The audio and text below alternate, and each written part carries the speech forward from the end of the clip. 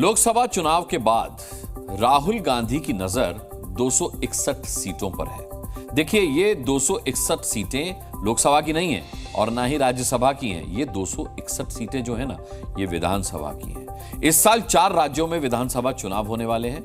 राहुल गांधी अब full action में हैं और 3 राज्यों में विधानसभा चुनाव को लेकर के राहुल अभी से महामंथन में जुट गए हैं।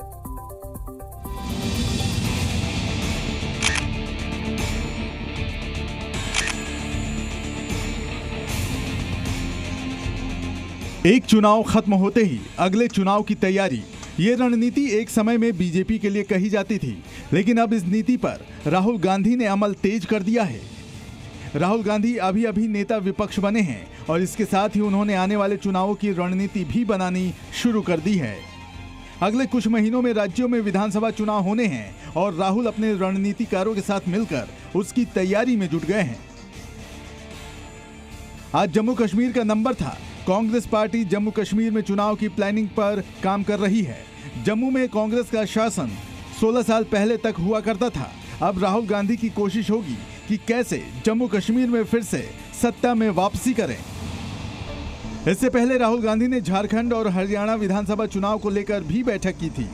राहुल गांधी और कांग्रेस अध्यक्ष मल्लिकार्जुन खड़गे राज्य के नेताओं से बात कर ये जानने की कोशिश कर रहे हैं कि पार्टी उन राज्यों में अकेले चुनाव लड़े या फिर गठबंधन के साथ। हरियाणा में विधानसभा की 90 सीटें हैं, झारखंड में 81 और जम्मू कश्मीर में 90 सीटें हैं। इस हिसाब से 3 राज्यों में विधानसभा की 261 सीटें हैं। सिर्फ विधानसभा ही नहीं, बल्कि अगले 4 साल में हरियाणा झारखंड में 7 राज्यसभा सीट भी खाली होने जा रही है।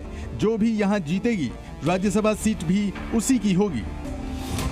इसीलिए राहुल गांधी सिर्फ विधानसभा सीटें ही नहीं, बल्कि राज्यसभा की रणनीति पर भी काम कर रहे हैं, ताकि राज्यसभा में एनडीए के समीकरण को बिगाड़ सकें। राहुल गांधी का नेता विपक्ष बनना चुनाव नतीजों के साथ ही तय हो गया था कि लोकसभा में विपक्ष के नेता की कमान राहुल गांधी संभालेंगे, लेकिन इसका खुलासा सही समय यानी संसद सत्र से पहले किया गया। राहुल गांधी को विपक्ष का नेता बनना था, न कि सिर्फ लोकसभा में कांग्रेस का नेता बनना। ये कांग्रेस की रणनीति का हिस्सा था। इसीलिए पार्टी ने यह तय किया कि संसद सत्र के दौरान जब सभी विपक्षी दल के नेता दिल्ली में मौजूद रहेंगे, तो उनकी मौजूदगी में राहुल गांधी के विपक्ष के नेता पद पर मुहर लगवाई जाएगी। अब राहुल गांधी के जरिए कांग्रेस अपना सुनहरा भविष्य देख रही है। लोकसभा चुनाव के बाद अब राहुल गांधी की असली परीक्षा 4 राज्यों के विधानसभा चुनाव में होगी। रवि त्रिपाठी, जी मीडिया, दिल्ली।